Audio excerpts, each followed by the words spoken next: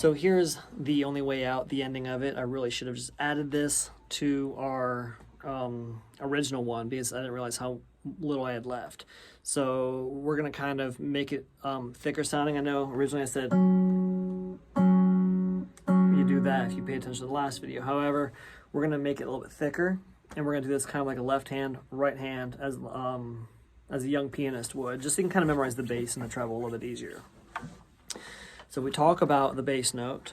We'll have our 6th string, 2nd fret F sharp 3 times. Then the G sharp once. That's fret 4, by the way. Then open A twice. Then open E. Then F sharp again. Then A for a longer time. Then G sharp again for a longer time. A. Then B. So let's go into that. We'll have our middle finger. Now, the reason why is eventually you'll see my other hand do all these chords. We're going to have our middle finger on F sharp. So we'll do that 3 times. 4th fret once, open 5th string twice, then open E. Middle finger on F sharp again, then A, 2, 3, 4, then G sharp, 2, 3, 4, A. Notice how these are twice as long. Then B. Then you'll hear the whole. Okay, so now that we've memorized that part, we're going to figure out why it was important that we had our left hand do certain fingerings. Because if you notice, sometimes it'll be in unison. Other times it won't.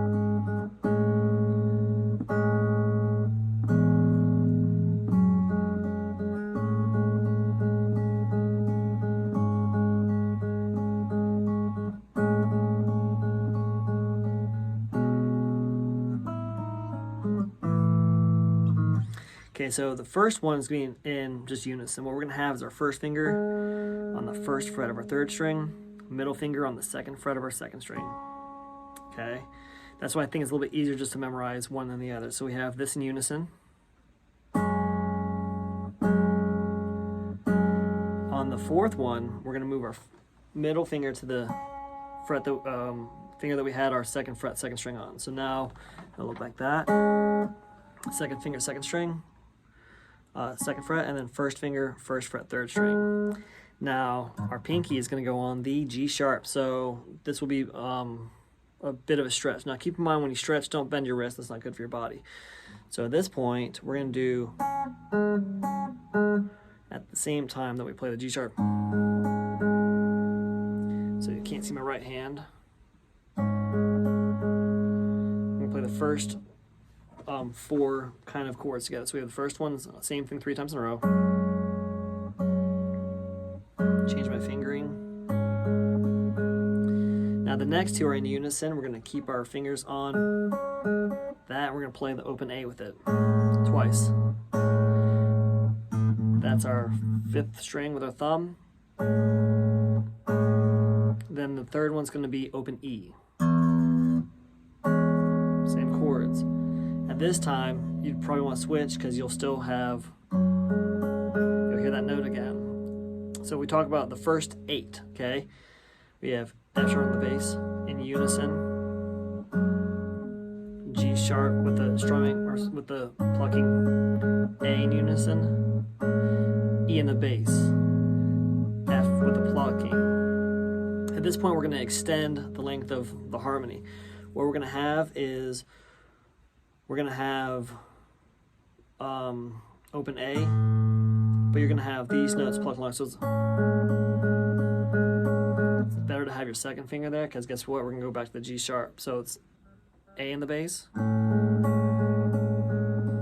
G sharp in the bass, A in the bass. And then you're going to switch to your 3rd finger back to this one, and middle finger on B. So then you have B, G sharp, C sharp. Okay, one more time, everything all together. So we have everything together, nice and slow. G sharp in the bass, A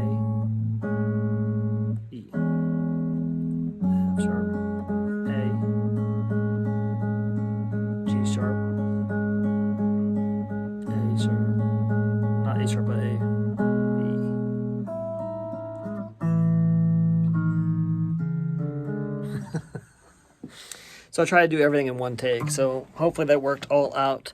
I'm also going to kind of show you on my screen, kind of like the Cliff Notes, so where I didn't stutter too much. All right. So here we have F sharp, F sharp, F sharp, G sharp. That check mark will remind me that we were going to do the little melody on top with our fingers with the right hand. Then A in the bass, A in the bass, E in the bass. F sharp, again with the actual plucking, and then we have A with plucking. That was extended, remember, G sharp with the plucking, A with the plucking, and then B in the bass. So thanks for watching, and hopefully I'll get cracking on some more of these requests for you guys.